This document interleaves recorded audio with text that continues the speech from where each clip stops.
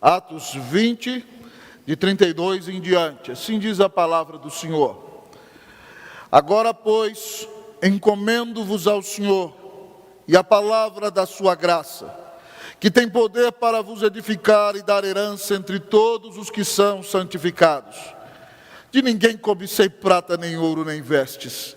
Vós mesmos sabeis que estas mãos serviram para o que me era necessário, a mim e aos que estavam comigo.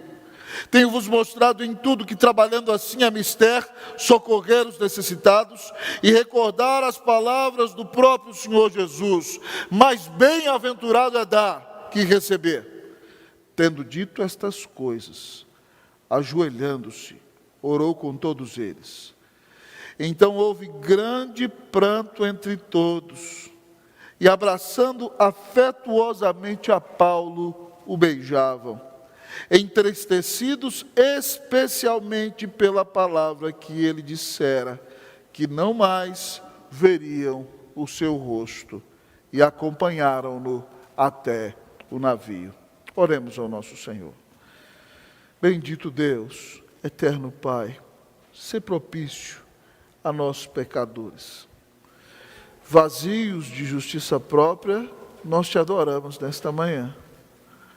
Confiados que o Senhor considera sobre nós a justiça de Cristo, tal como prometes na tua palavra, justificar-nos pela graça mediante a fé, pois temos crido no Senhor Jesus como nosso único Senhor e Salvador. Pai Santo, nessa hora, pedimos-te que nos abras o entendimento. Ó Senhor, abras o nosso coração. Pedimos-te que a unção do Espírito Santo seja sobre a mente, sobre a boca, sobre o coração de quem prega, mas que seja sobre a mente, sobre os ouvidos, sobre o coração de quem ouve. Ó Deus, e que nessa manhã nós saiamos daqui desafiados a sermos uma bênção neste mundo em que o Senhor nos colocou, para a glória e para a honra do nome de Jesus. Fala conosco, Pai, e dá glória ao teu Cristo enquanto fazes isto. Nós oramos em nome de Jesus. Amém. A igreja pode sentar-se.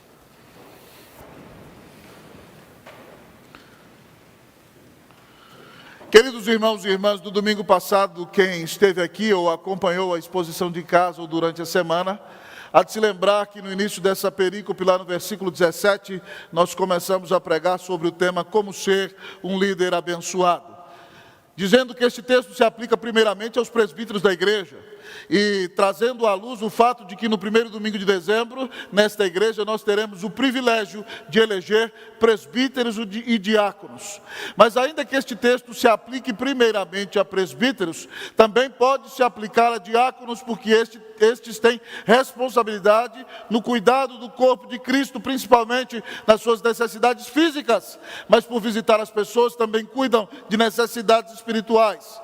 Mas também dizia eu que este texto não se aplica somente a presbíteros e diáconos, mas se aplica a pais de família que têm a responsabilidade de pastorear o coração de suas esposas e de seus filhos, e também se aplica a mães que têm a responsabilidade de levar seus filhos à presença do Senhor, e se aplica a todos os cristãos de uma certa maneira, porque todos nós temos que liderar pessoas no discipulado a Cristo Jesus. Então, quando estudamos no sermão do domingo passado, nós aprendemos detalhadamente, eu não vou repetir detalhadamente aqui, como ser um líder abençoado. E nós aprendemos que um líder abençoado é aquele que serve ao Senhor, um líder abençoado é aquele que é comprometido com a palavra, se compromete com a palavra, se dedica à missão e pastoreia o rebanho. O nosso texto continua seguindo a mesma temática. E por isso, nessa manhã, o Senhor nos apresenta aqui o perfil de uma liderança abençoada. O perfil de uma liderança abençoada. E entenda bem, o texto se aplica primeiramente a pastores e a presbíteros, mas também a diáconos, a pais de família, a mães e a todo cristão.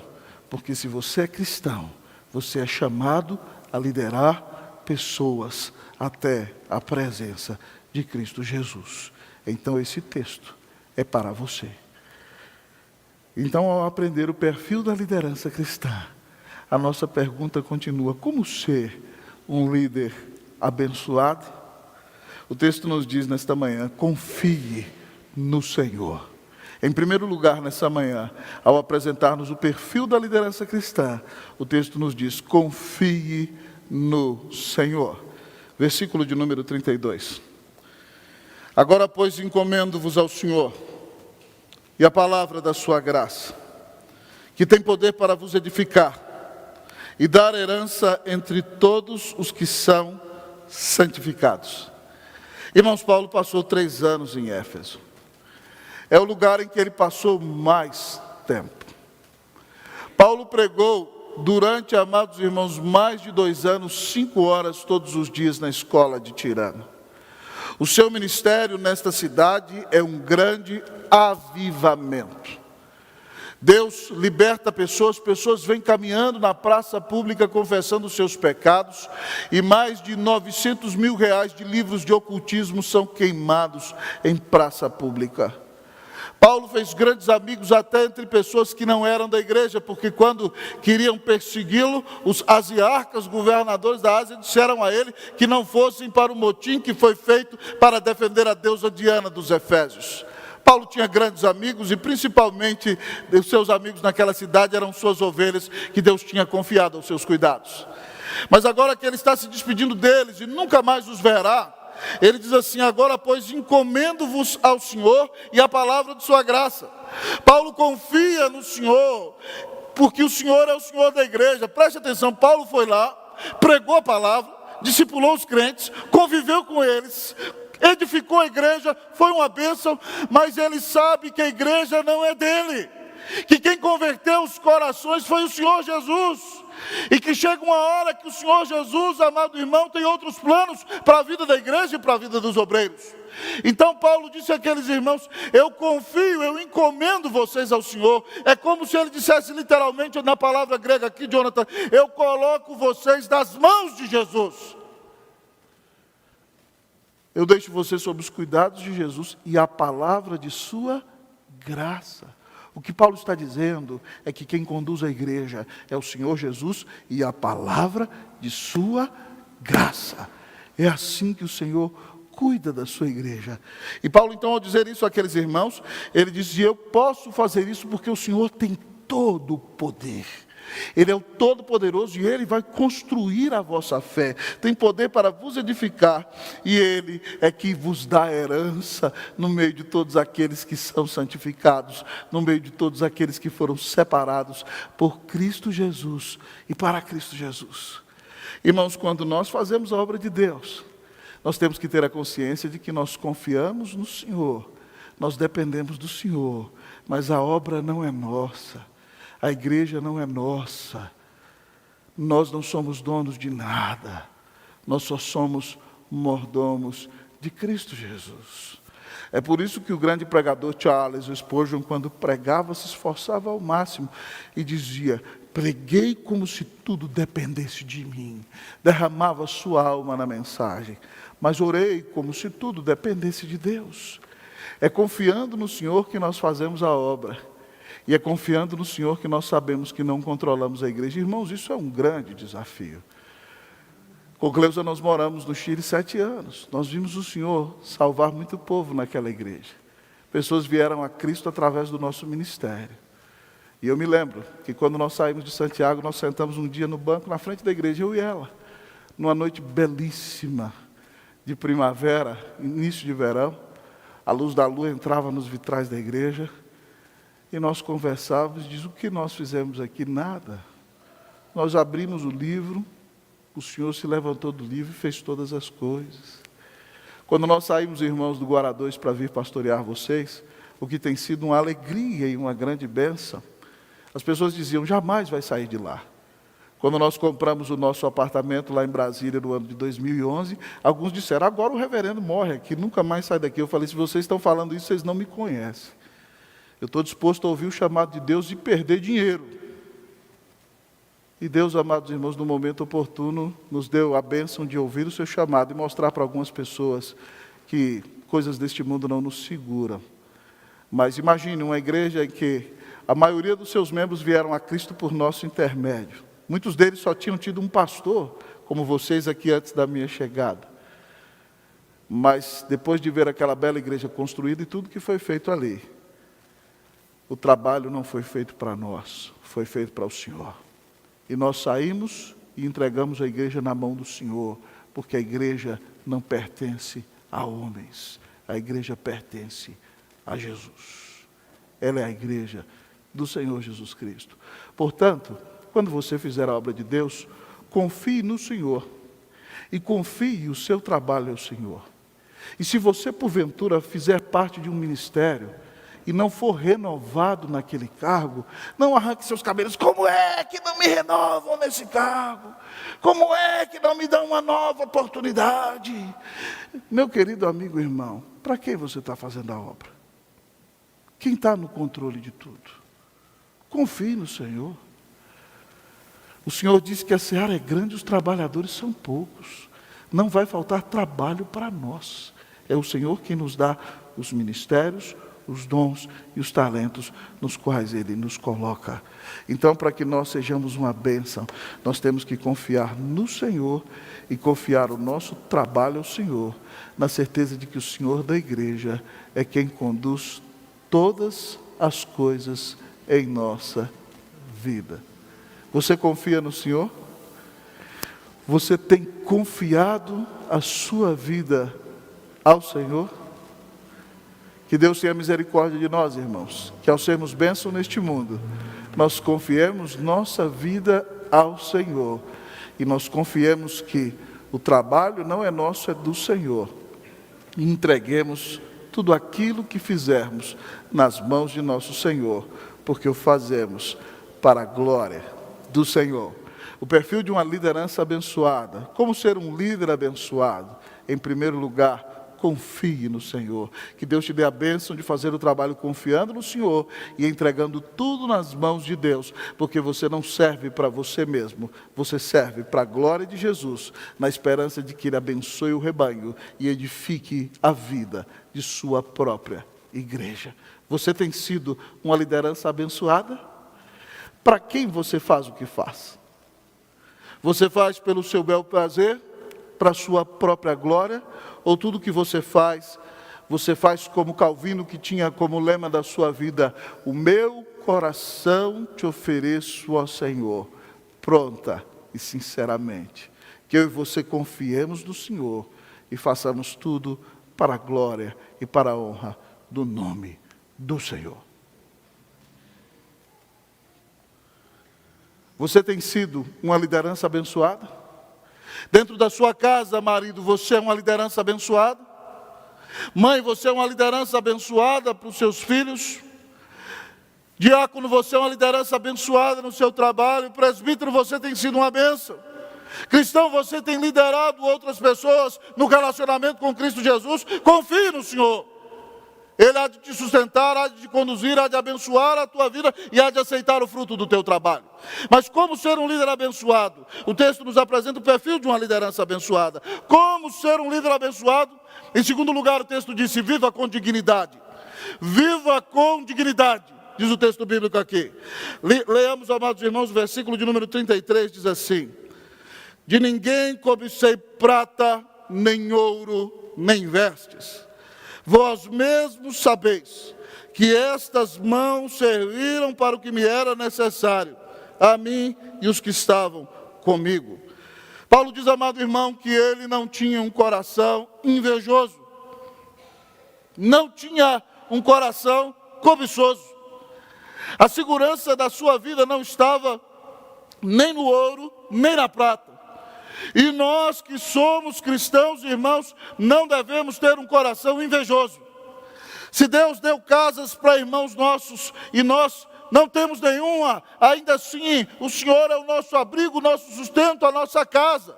Você não pode cobiçar, nem invejar isso de ninguém. Você não pode acreditar em nenhum sistema desse mundo que seja baseado na inveja. Porque a inveja mata e não glorifica a Deus, meu amado amigo e irmão. Portanto, você tem que ser como Paulo. Para viver uma vida digna, você não tem que cobiçar nem prata, nem ouro de ninguém. Mas você tem que fazer, amado irmão, como o texto bíblico diz aqui claramente, meu amado amigo e irmão, que nós devemos trabalhar dignamente com as nossas próprias mãos. Vós mesmos sabeis que estas mãos me serviram para o que me era necessário, a mim e aos que estavam comigo.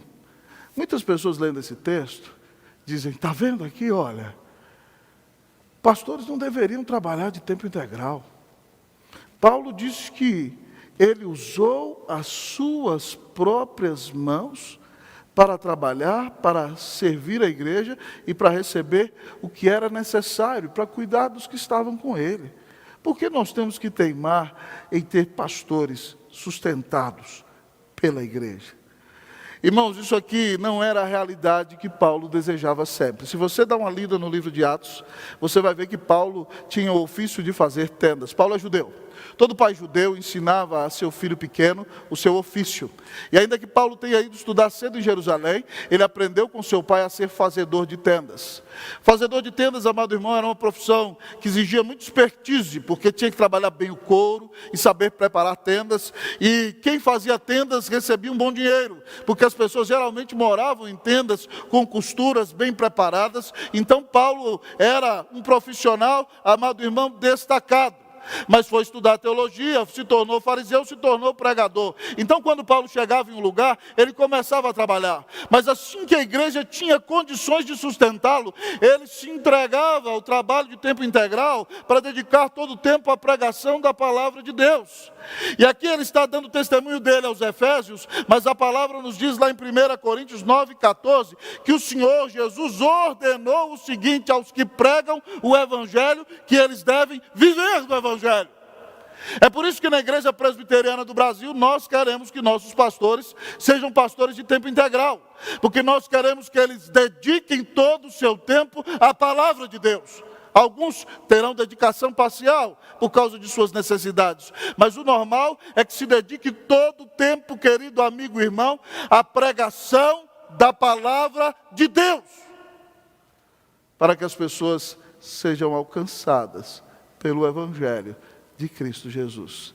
Mas Paulo está dizendo aos Efésios que ele trabalhou com dignidade. Lendo o comentário do reverendo Hernandes Dias Lopes, exatamente sobre esse texto, ele diz que há dois princípios aqui que nós não podemos deixar de trabalhar. Quem serve a Deus não deve ter o coração cobiçoso. Não deve fazer do dinheiro seu Deus. E o dinheiro não pode ser a sua prioridade. Porque em não havendo dinheiro, nós não deixaremos de trabalhar para Jesus. Mas o segundo princípio que o reverendo Hernandes trabalha é que, ainda que os obreiros da igreja não vivam para enriquecer ou ganhar dinheiro, é responsabilidade da igreja de Cristo Jesus sustentar os seus obreiros com dignidade, porque eles nos alimentam com a palavra, abençoam a nossa vida. Então nós devemos ser generosos no sustento e no cuidado destes irmãos que nos servem na igreja de Cristo Jesus, sem cobiçar prata e ouro de ninguém, mas desejando sim sustentar com dignidade aqueles que cuidam de nós e nos abençoam por meio da sua palavra. Meus irmãos, nós temos que viver com dignidade. Isso não se aplica somente a mim que sou pastor que prego para você, ou aos obreiros da igreja, pastores auxiliares, evangelistas, mas você que tem o seu trabalho tem que viver com dignidade, porque você é um missionário do Senhor lá onde Ele te colocou.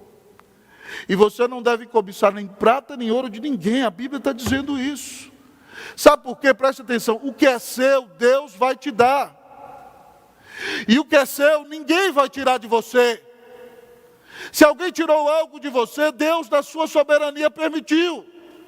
E se Deus permitiu, é para que eu e você não façamos do dinheiro o nosso Deus, mas coloquemos a nossa vida em primeiro lugar nas mãos do Senhor. Então, meus amados amigos e irmãos, que cada um de nós viva com dignidade, cada um de nós faça o trabalho que Deus lhe confiou, na certeza, meu amigo e irmão, de que nós trabalhamos para o Senhor. É muito importante você entender isso, porque tem muitos cristãos que eles acham que eles trabalham para o patrão. E às vezes o patrão paga mal, às vezes o ambiente da empresa não é bom, e aí ele chega na empresa e fica com a cara emburrada, chateado, que absurdo esse negócio. Preste atenção, você não trabalha para o seu patrão, você trabalha para Jesus. É claro que se você puder conseguir uma situação mais digna no trabalho e puder argumentar com elegância, com classe, como bom cristão, você tem que fazê-lo.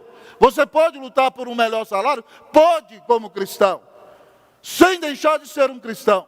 Mas ainda que a situação seja complicada, você tem que servir ao Senhor com alegria, porque você trabalha para Jesus, o seu chefe é Jesus. Então lá naquela empresa você tem que dar o melhor, você tem que multiplicar a capacidade de lucro, você tem que usar as suas habilidades, você tem que melhorar aquele ambiente, você tem que fazer toda a diferença, você tem que trabalhar com dignidade, porque você vive para a glória de Deus, e você serve a Cristo Jesus. Então não seja um mau funcionário, dê bom testemunho, glorifique a Deus com sua vida de trabalho, viva com dignidade. Você tem sido uma boa liderança cristã nesse mundo? Como ser um líder abençoado? Como abençoar as pessoas que estão ao nosso redor e debaixo da nossa liderança? Confie no Senhor, viva com dignidade. Mas como ser um líder abençoado? Em terceiro lugar, o nosso texto nos diz: seja generoso. Como ser um líder abençoado? Seja generoso. Olhe comigo aqui, irmão, querida irmã, versículo de número 35. Tenho-vos mostrado que em tudo, trabalhando assim, é mister socorrer aos necessitados e recordar as palavras do próprio Senhor Jesus. Mais bem-aventurado é dar que receber. Louvado seja Deus, irmãos. Paulo diz que ele deu exemplo para eles. Eu estou mostrando para vocês que trabalhando assim, o mais importante é socorrer aqueles que necessitam. Nós, como igreja de Cristo Jesus, temos que cuidar, amados irmãos, daqueles que necessitam. Primeiramente, da nossa família. Mas nós temos também um chamado para cuidar e abençoar a vida dos mais pobres. Eu não sei se você sabia, mas na cidade de Genebra, quando a reforma protestante começou a imperar naquele lugar, os diáconos da igreja daquela cidade tinham o compromisso de não deixar ninguém na rua.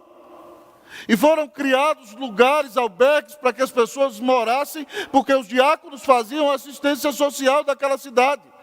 Em Genebra foram criados hospitais para atender os refugiados que eram perseguidos pelo romanismo e vinham para aquela cidade onde se pregava livremente a palavra de Deus, e houve um boom, um grande crescimento. A igreja reformada sempre ajudou no trabalho com os necessitados. Se você prestar atenção, os nossos missionários, quando chegaram ao Brasil, o que eles fizeram? Eles plantaram igrejas, organizaram escolas e criaram hospitais. Eu não sei se você sabe, mas o Hospital Samaritano de São Paulo teve como um dos seus criadores a Igreja Presbiteriana do Brasil. E também a Igreja Presbiteriana Independente. Hoje ele não pertence a nenhuma igreja. Mas nós temos hospital evangélico em Dourados, a Igreja Presbiteriana tem. Tem um hospital em Rio Verde. Tem o hospital agora do Mackenzie lá na cidade de Curitiba. Amado amigo e irmão, a Igreja de Cristo Jesus cuida do necessitado.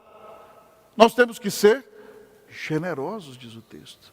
Porque o texto diz, Paulo disse que o Senhor Jesus falou, mas bem-aventurado é dado que receber. Eu não sei onde o Senhor Jesus falou isso, porque isso não aparece em nenhum lugar dos evangelhos. Mas se Paulo está falando que falou, quem sou eu para questionar, não é verdade? Ele está dizendo que o Senhor Jesus disse que mais bem-aventurado é dado que receber. E é verdade, irmão. Quando você é instrumento de Deus para cuidar do outro, você está refletindo o caráter de Cristo Jesus na sua vida. Como é bênção, amado irmão, a gente poder ser um instrumento de Deus para cuidar de alguém justamente na hora em que necessita. Eu não sei se você já teve a oportunidade de mandar uma oferta para um missionário, e aí você não sabia de nada, daqui a pouco o missionário te liga e fala assim, meu irmão, hoje eu não tinha o que comer, e a oferta chegou na hora certa. Você chora angustiado, mas você agradece a Deus, porque Deus fez de você um instrumento para abençoar aquela vida que estava necessitando. mais bem-aventurado é dar do que receber.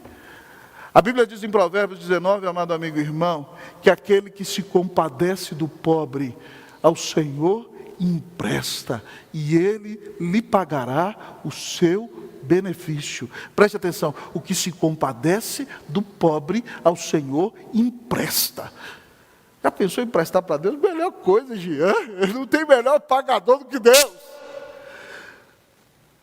Quem cuida do pobre é o Senhor empresta, e o Senhor vai pagar o seu benefício, Ele vai te abençoar, Ele vai cuidar de você.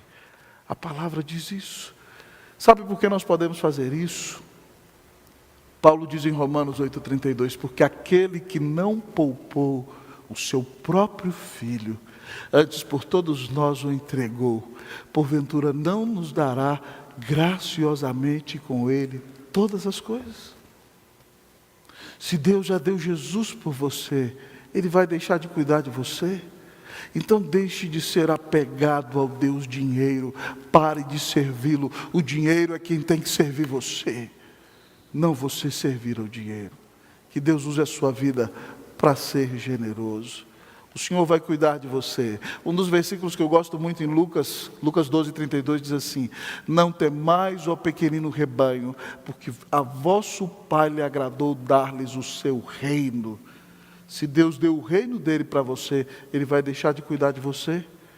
Que você seja menos apegado a dinheiro, meu irmão, e que você use o seu dinheiro para glorificar a Deus, para sustentar a sua família com dignidade, para dar um bom passar para ela, para preparar seus filhos, mas para sustentar a igreja na fidelidade com seus dízimos e para ajudar no cuidado dos necessitados e daqueles que fazem a obra de Deus em muitos lugares, porque é assim que o cristão deve ser. A igreja de Cristo sempre foi o exemplo no que diz respeito à generosidade, e nós não podemos deixar isso mudar. Que o Senhor faça de nós homens e mulheres generosos, em nome de Cristo Jesus. Amém. Mas o texto ainda continua a nos apresentar o perfil de uma liderança abençoada. E ele nos disse, em primeiro lugar, nessa manhã, confie no Senhor. Em segundo lugar, ele nos disse, viva com dignidade. Em terceiro lugar, ele nos disse, seja generoso. Mas como ser um líder abençoado? Como ser um cristão abençoado? Como ter uma liderança abençoada? Como ser uma bênção nesse mundo? Em quarto e último lugar, nessa manhã, o texto nos diz, seja afetuoso. Seja afetuoso. Leiamos versículos 36 a 38. Versículos 36 a 38. Eu vou ler o 36. A igreja lê comigo o 37 e o 38. Diz assim o texto bíblico. Tendo dito estas coisas, ajoelhando-se, orou com todos eles. Todos juntos. Então houve grande pranto entre todos. E abraçando afetuosamente a Paulo, beijavam, entristecidos especialmente pela palavra que ele dissera, que não mais veriam o seu rosto, e acompanharam-no até o navio. Essa cena é maravilhosa, irmãos. Os crentes da província romana da Ásia parecem até que eram brasileiros, coração na ponta da chuteira. Paulo termina de pregar aquela mensagem, chama os presbíteros, meus irmãos, vamos orar. Ajoelharam na praia, ali na beira da praia, oraram, invocaram o Senhor, num relacionamento de dependência e amor com o seu grande Deus, um afeto celestial. Mas depois que nós demonstramos na oração o quanto amamos o nosso Deus e dependemos dEle, e temos essa afetuosidade celestial em relação ao Pai, ao Filho e ao Espírito Santo, nós podemos então demonstrar afeto uns com os outros. E a Bíblia nos diz que aqueles irmãos choraram muito, porque Paulo estava dizendo, eu nunca mais vou voltar aqui. Ele sabia que ia ser preso em Jerusalém, depois iria a Roma, não sabia se teria a quarta viagem missionária, e todos acreditamos que teve depois que foi solto, depois da sua primeira prisão. Mas aqui, amado amigo e irmão, eles estão chorando com Paulo, diz o texto, e eles o abraçam. Eles o beijam. Preste atenção, alguém que te deu a palavra de Deus, alguém que te apresentou Cristo, você foi convertido através daquela pessoa, ou você estava decepcionado, deprimido, e Deus usou aquela pessoa para trazer uma palavra que reavivou seu coração. Você estava perdido em pecado, e aquela pessoa pregou uma palavra e confrontou o seu pecado. Na hora você não gostou, mas você se arrependeu e mudou de vida. É claro que você vai amar quem faz isso. E porque Paulo era tremendamente amoroso com a igreja também era amorosa. As pessoas costumam dizer que a igreja vai se tornando a cara do pastor, e o pastor vai se tornando a cara da igreja. E é literalmente o que acontece aqui. Paulo era amoroso, carinhoso, e eles então terminam se abraçando e beijando, e muito tristes, amados irmãos, porque sabiam que estavam se despedindo do seu pastor Paulo e o veriam somente na glória. Acompanharam aquele homem até o navio. Se nós queremos, irmãos, ser bênção no corpo de Cristo, nós precisamos ser afetuosos. Mas, por favor, não confunda ser afetuoso com a postura efeminada.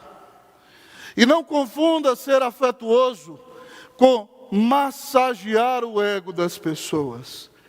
Esse Paulo aqui, porque eles estão chorando e que estão abraçando, falou para eles há poucos versículos atrás: eu protesto vocês do tribunal de Deus, eu estou limpo do sangue de vocês. Quer mensagem mais dura do que essa? Eu estou protestando vocês, abro um protesto contra vocês do tribunal celestial. Eu estou limpo do sangue de todos, não devo nada se vocês se desviarem do evangelho. Sabem por quê, irmãos? Nós precisamos ter maturidade para entender isso. Quem ama, fala a verdade. Se eu fosse político e quisesse só agradar vocês, eu pregaria só sermões calminhos para vocês, eu não incomodaria vocês, eu não confrontaria vocês nos seus pecados, eu não subiria nesse púlpito, eu não falaria a verdade para vocês, eu falaria: mas vocês são bonitos demais, que coisa linda, que povo precioso, vocês são maravilhosos, vocês são nota 1000, e ia todo mundo para o inferno. Quem ama, fala a verdade, ainda que doa, mas porque quer resgatar, amado amigo e irmão, aquele que está ouvindo a palavra. Pregação, amado amigo e irmão, é como um desfibrilador. Você já viu uma pessoa que chega quase morta no hospital? Então, os médicos tomam, o SAMU vai levando, a primeira coisa é que para haver um processo de ressuscitação, eles pegam aquela máquina, o desfibrilador, e fazem assim, ó, pá, pá. É um processo duro, é assustador. Às vezes a pessoa fica queimada, mas se ela ressuscitar, valeu a pena. Paulo pregou a verdade, mas Paulo beijava. Alguns irmãos aqui da Unida, quando nós chegamos aqui, me diziam assim: pastor, o senhor bate sem dó do púlpito, mas o senhor beija na porta. Eu falei: a ideia é essa. Sabe por quê? Porque para a glória de Deus, depois de 3 anos pastoreando essa igreja, eu posso dizer para vocês que eu estou limpo do sangue de todos vocês. Limpo. Limpo. Se alguém quiser andar longe de Deus, é culpa sua. E preste atenção: quando você vê alguém caminhando a passos largos para cair no precipício, você não vai falar: cuidado, você está caindo no precipício, você vai morrer. Isso é indolência. Se eu ver que você está caindo no precipício, eu vou falar: ei, cuidado, você está caindo no precipício. Richard Baxter dizia: eu prego como um homem que está morrendo, para homens que estão morrendo. Eu prego como moribundo para moribundos. Irmãos, eu quero renovar o compromisso como pastor dessa igreja. Enquanto eu aqui estiver, eu quero pregar a palavra de Deus com todo o meu ser para vocês, com firmeza. E quando vocês virem firmeza, não pensem que é falta de amor. Firmeza é amor, sabe por quê? Porque quando você prega com firmeza, você desagrada as pessoas e corre o risco que elas deixem de gostar de você. Mas você as ama tanto que não se preocupa com a maneira com que elas vão te tratar. Mas você vai pregar o evangelho para elas, na esperança de que elas se arrependam dos seus erros, dos seus pensamentos equivocados e se voltem para Deus, e se convertam, e sejam cada dia mais santificadas e moldadas à imagem de Cristo Jesus. Esse Paulo que era firme, era extremamente afetuoso. E o meu sonho, o meu desejo, algumas pessoas me dizem: pastor, o senhor beija demais, o O senhor abraça demais. Semana passada, na recepção de membros aqui à noite, vocês viram, né? Eu tentei me segurar, não me aguentei, saí abraçando o pessoal.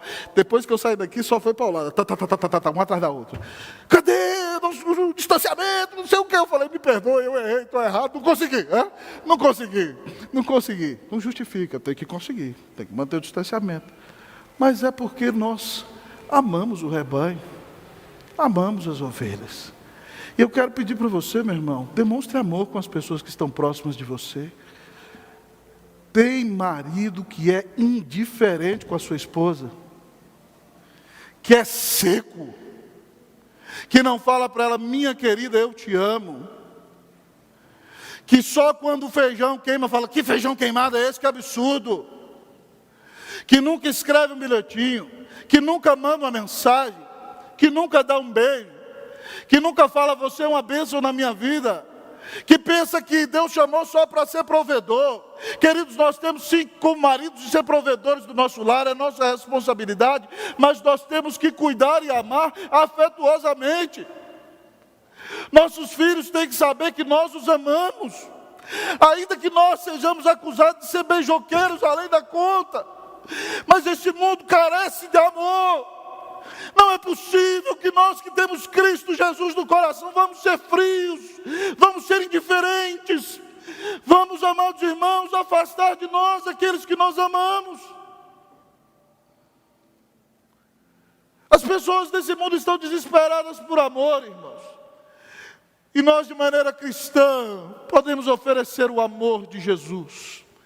E um sincero amor cristão, que busca o bem do próximo, que quer levá-lo aos pés da cruz, que quer ajudá-lo a crescer espiritualmente, que quer moldá-lo à imagem do Senhor Jesus Cristo. Você é afetuoso? Você é afetuosa? As pessoas percebem o amor de Deus em você? Mesmo nesse tempo de máscara, você pode ser afetuoso sem ser pegajoso. Alguns vão dizer, reverendo Rossi está pegajoso. Tá bom, pode falar, não tem problema não. Mas o negócio é o seguinte, você pode ser afetuoso. Você tem orado pelas pessoas. Você tem abençoado a vida daqueles seus amigos que necessitam. Você tem sido instrumento de edificação na vida de outros. Jesus disse assim, irmãos, e eu já estou na aplicação deste ponto. Novo mandamento vos dou, que vos ameis uns aos outros, como eu vos amei, que vos ameis uns aos outros. Nisto conhecerão aqueles que são meus discípulos, se vos amardes uns aos outros. A marca do verdadeiro discípulo é o amor de Cristo Jesus. Você tem o coração cheio do amor de Deus? Você tem amado a sua família? Você tem amado os seus colegas de trabalho? Você tem amado os perdidos a ponto de pregar o Evangelho para eles? Grande pregador Spurgeon dizia, se você não ama os perdidos, você tem que amá-los antes de pregar para eles. Que Deus tenha misericórdia de nós. Minha oração é que a Unidas seja cada dia mais um lugar em que se manifesta o amor de Deus. Que pessoas carentes do amor de Jesus cheguem aqui e se sintam amadas. Não para se sentirem independentes, nem para serem paparicadas o tempo todo. Para serem cuidadas em suas necessidades e se tornem amadurecidas para que elas amem a outros. Nós não temos que ser autocentrados, nós temos que ser teocêntricos, cristocêntricos e alterocêntricos, para a glória e para a honra do nome de Cristo Jesus. Eu quero perguntar a você, no final desta mensagem, sua vida tem sido uma bênção?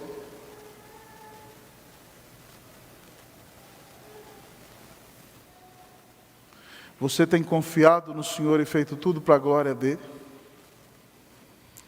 Sua vida é digna, ilibada e respeitável? É vida de cristão? Você tem um coração generoso? Você já abençoou a vida de alguém que ganha menos que você? A obra missionária, algum necessitado, alguma agência cristã que está ajudando no cuidado do próximo?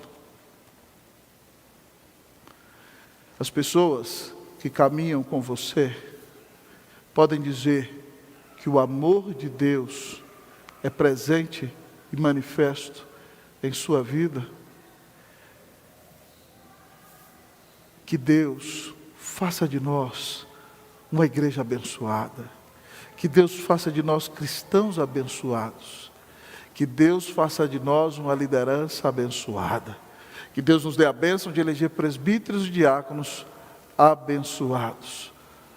Pensando na perícope toda, pessoas que servem ao Senhor, comprometidas com a palavra, que se dedicam à missão, que pastoreiam o rebanho, que confiam no Senhor, que vivem com dignidade, que são generosos, que são afetuosos.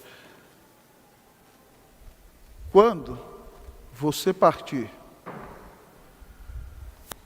e você não faz nada para a sua glória, mas qual é o testemunho que você gostaria que estivesse no seu epitáfio? O que você gostaria que estivesse escrito ali no seu túmulo? Para a glória de Deus, não para a sua própria glória. Qual vai ser o seu legado? Qual vai ser a sua herança? O que você vai deixar para este mundo? Meu desejo é que Deus faça da minha vida uma bênção, todos os dias em que eu aqui estiver. Que esse também seja o seu desejo, que você seja uma bênção, em nome de Jesus, para a glória de Jesus. Amém.